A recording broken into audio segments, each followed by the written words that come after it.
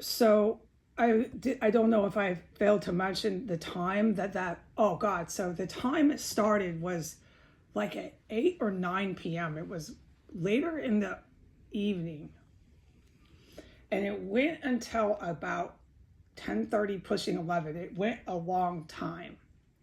It was a good 2-hour event, but the heaviest ball throwing and poison bombs or whatever this was, it was definitely chemical weapons. That went for an hour. I would go diarrhea, and they would just be throwing balls like for an example of these balls, heavy balls with chains going down the walls, under the floors. Have you ever been in a arcade where there's games played and you hear the constant motion of games going? That's what it was like in here. There was multiple militia members, domestic terrorists, or possibly military members from the U.S. Armed Services and Iranian Guard. And they have this thing now where they tossing these balls of poison. And it was, I gotta plug my ears and put this fucking thing on. Let me just plug my ears, okay? They do these balls of poison that slam down through the walls like I described, good enough for the 4-minute video, okay? And it was like being in a penny arcade or an arcade where there's constant noise of games, constant, rhythmic noises. So basically what I'm trying to say is it was really, really heavy attack with obvious weapons, and it didn't stop. It was behind my chair, which I filmed on the video. It was coming from the 1507, and it was coming from my extra room, which I just filmed on the video, the Albanian mob house. It was coming from everywhere. There was nowhere I could get away from these balls with chains flying down the wall, under the floor, and lighting me up with gas.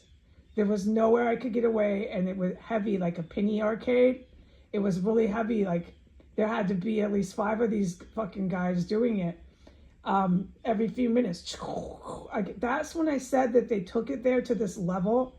They took it to a level here on S Street that I had never seen before. They're just outright using weapons here on S Street now. Granted, I don't think they thought I would live through that, and I did. I'm talking about it, so I obviously did. But they took it to a whole new level, and then they're still thinking they're going to take this level of warfare and just flat out military weapons, artillery, fucking weapons, assaults. They're just going to have their courthouse defend them. They're going to keep having their police protect them. And we are still doing that. We are still doing that. It's been, I can't say how long, I'm not allowed to say how long ago they did this heavy assault, but it was really thick and heavy for an hour, and then it died off, but they kept coming back and kept coming back every about 10 minutes until maybe past midnight. It wasn't just 11, but it was really heavy until about 11 and then past midnight. And I can't talk about this house after that. I'm forbidden to say any other sorts of obvious weapon warfare I have witnessed. Okay? I can't talk about what's going on in the sky, next door, outside, anything.